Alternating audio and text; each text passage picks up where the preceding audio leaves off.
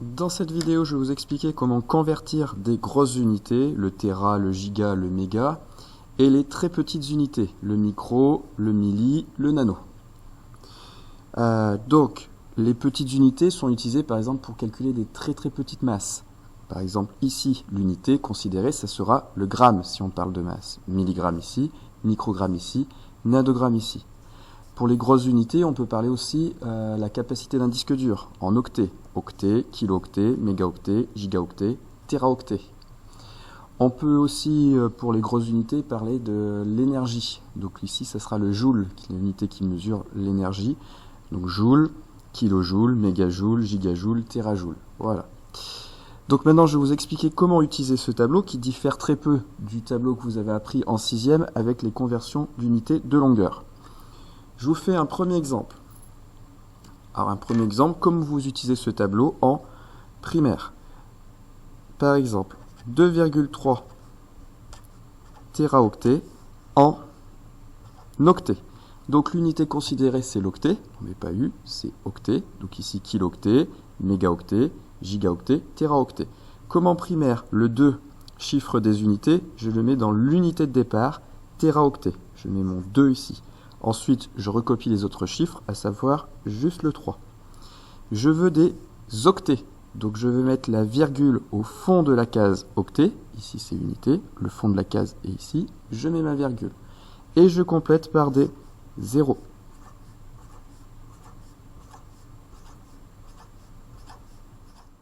Du coup, j'ai une virgule inutile.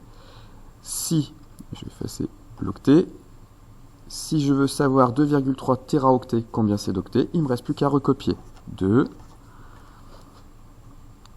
3 zéros, 3 zéros encore 3 zéros, et plus que 2 zéros. Et là, j'ai des octets. On fait un autre exemple. Je vais convertir 5,3 micromètres en mètres.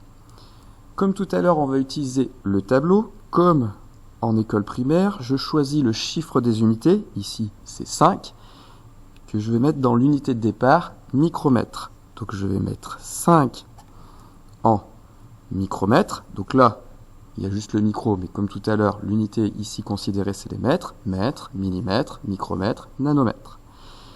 L'autre chiffre est 3. Je le mets à la même position. Et la virgule, on la met dans l'unité qu'on souhaite convertir. Donc on veut convertir en mètres, je mets ma virgule au fond de la case mètres. Attention, c'est pas ici les mètres, ici c'est des millimètres. U, c'est mon unité, mètres. Donc je mets ma virgule au fond de la case pour avoir des mètres et je complète par des zéros. Du coup, j'ai plus qu'à recopier ma réponse, 0,00, encore 2 zéros, 53 mètres. 5,3 micromètres, c'est 0,00053 mètres. Ça, c'est exactement comme vous avez vu en primaire. Vous connaissez par cœur le tableau et vous convertissez.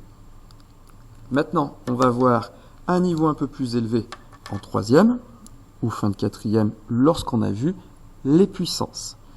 Du coup, je vais vous réexpliquer avec 2,3 téraoctets.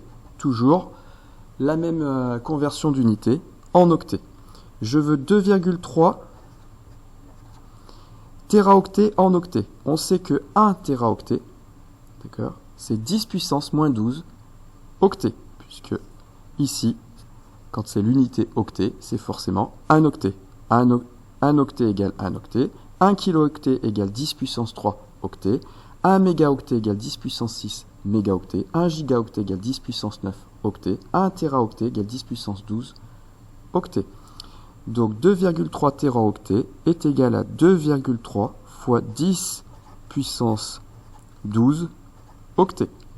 Pour revenir à l'écriture décimale, ici c'est l'écriture scientifique, qui est très bien. On la laisse comme ça, elle est parfaite. Mais si on veut revenir, eh ben, vous avez déjà appris 2,3 fois 10 puissance 12. Donc, la virgule, elle est ici au départ. je veux la décaler 12 fois à droite, puisque c'est positif, c'est un grand nombre. Donc, une fois, 2 fois, 3 fois, 4 fois, 5 fois, 6 fois, 7 fois, 8 fois, 9 fois, 10 fois, 11 fois, 12 fois.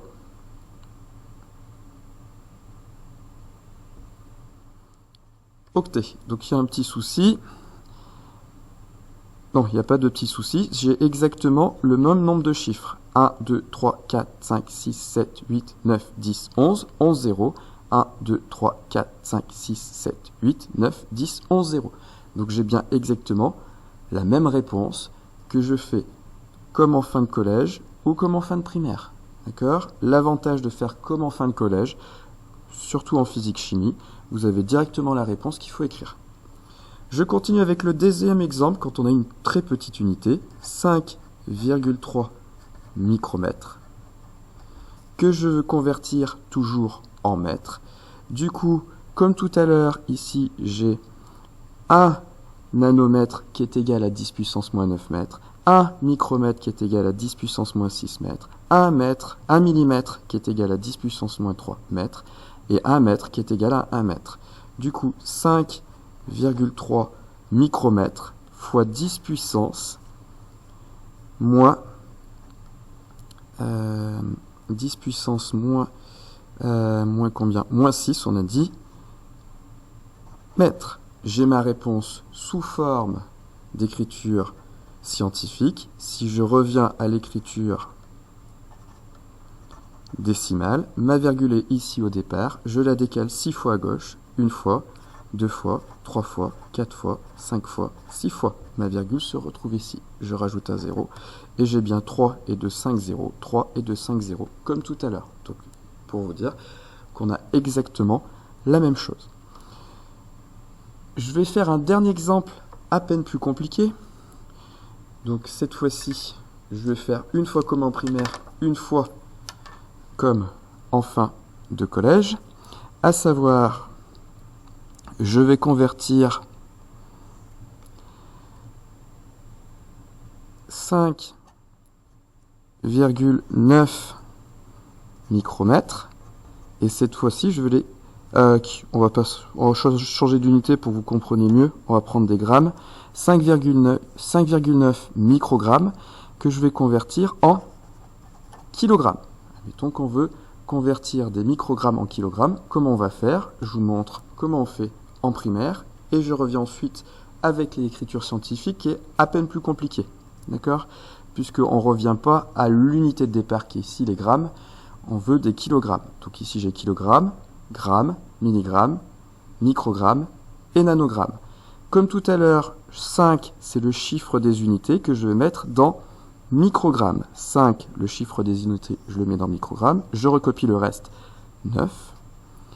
Et ensuite, je veux des kilogrammes. Je mets ma virgule au fond de la case de l'unité kilogramme. Et j'obtiens, du coup, en complétant par des zéros, ma réponse. Je vais la remettre en dessous parce que je ne veux pas avoir assez de place. C'est égal à 0,00000059 kg. Donc ça, c'est la conversion d'unité comme vous avez vu en primaire. Maintenant, on va voir comme on peut voir en fin de collège. Et c'est très utile ça pour la suite au lycée. Surtout pour la physique, physique-chimie, où on utilise très souvent des très petites unités ou des très grandes unités. Donc là, je vais convertir toujours 5,9 microgrammes en kilogrammes, comme tout à l'heure. On va revenir d'abord au gramme, puisque c'est mon unité de référence.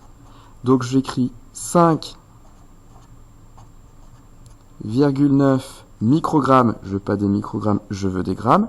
Je sais qu'un microgramme, c'est 10 puissance moins 6 grammes. Donc je fais fois 10 puissance moins 6 grammes. Je continue.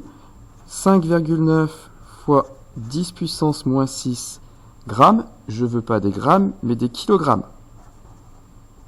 On sait que 1 gramme, c'est 10 puissance moins 3 kg, puisque 1 kg, c'est 10 puissance 3 grammes, c'est 1000 fois 1 kg est 1000 fois plus grand qu'un gramme, du coup 1 gramme est 1000 fois plus petit. Donc fois 10 puissance moins 3. 10 puissance moins 3, c'est 1000 fois plus petit, c'est 1 millième. Du coup, si j'ajoute mes puissances, donc 10 puissance moins 6 fois 10 puissance moins 3, je vous rappelle que pour faire une multiplication de puissance de 10, on additionne les exposants, moins 6, moins 3, 10 puissance moins 9, kilogrammes. Et si je vais revenir à l'écriture décimale pour pouvoir comparer avec ma réponse de primaire,